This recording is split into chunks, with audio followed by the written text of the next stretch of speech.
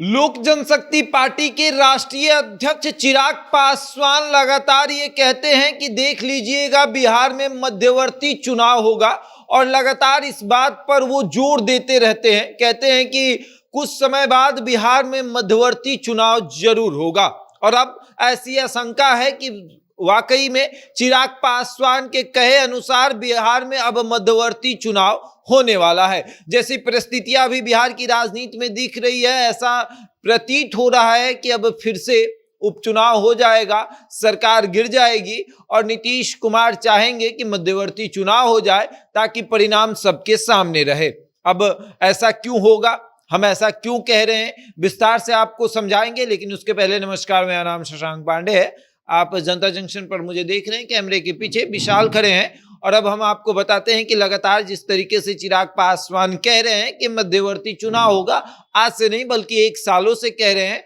उनकी कही गई बातें अब सत्य होते हुए नजर आ रही है। अब आपको हम समझा रहे हैं कि कैसे आखिर लगातार चिराग पासवान जिस तरीके से कहते हैं कि बिहार में मध्यवर्ती चुनाव होगा और नीतीश कुमार इस बार इतनी बुरी तरीके से चुनाव हारेंगे कि आप लोग देख लीजिएगा। अब नीतीश कुमार जिस तरीके से बिहार की राजनीतिक परिदृश्यों को बदल रहे हैं, लगातार जिस तरीके से अपने नेताओं के साथ बैठक कर रहे हैं, जिस तरीके से राबड़ी देवी के आवास पर चले जा रहे हैं, तेजस्वी यादव से मुलाकात कर रहे हैं, उस अनुसार तो अब ऐसा लग रहा है कि विधानसभा को भंग कर दिया जाएगा। विधानसभा जैसे ही भंग होगा उसके बाद मध्यवर्ती चुनाव होगा और चिराग पासवान की बातें सत्य होते हुए नजर आएगी। 2024 में लोकसभा का चुनाव है, लेकिन उस चुनाव से पहले हो सकता है कि बिहार में मध्यवर्ती चुनाव हो जाए, बिहार में राष्ट्रपति शासन लागू हो जाए,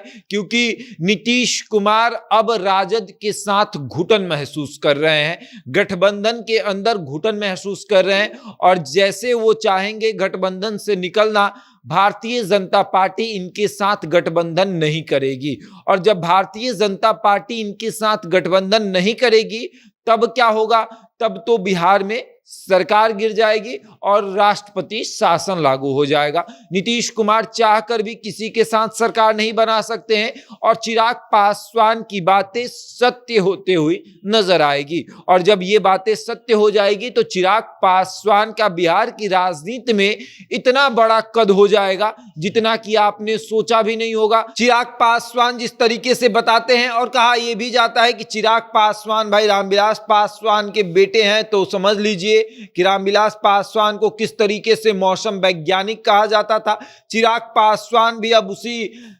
कड़ी में आ चुके हैं, वो भी मौसम वैज्ञानिक बनते जा रहे हैं। वो भी ठा लेते हैं कि बिहार की राजनीति में आने वाले समय में क्या होगा, किस तरीके से नीतीश कुमार पलटी मारेंगे और भारतीय जनता पार्टी इन्हें अपने गठबंधन का हिस्सा नहीं बनाएगी और उसके बाद फिर तेजस्वी यादव से भी साथ छूट जाएगा, तब विधानसभा को भंग करना पड़ेगा और फिर मध्यवर्ती चुनाव होगा और जब मध्यवर्ती चुनाव होगा तब नीतीश कुमार को यह एहसास हो जाएगा कि चिराग जो कहता था वो सत्य कहता था। और अब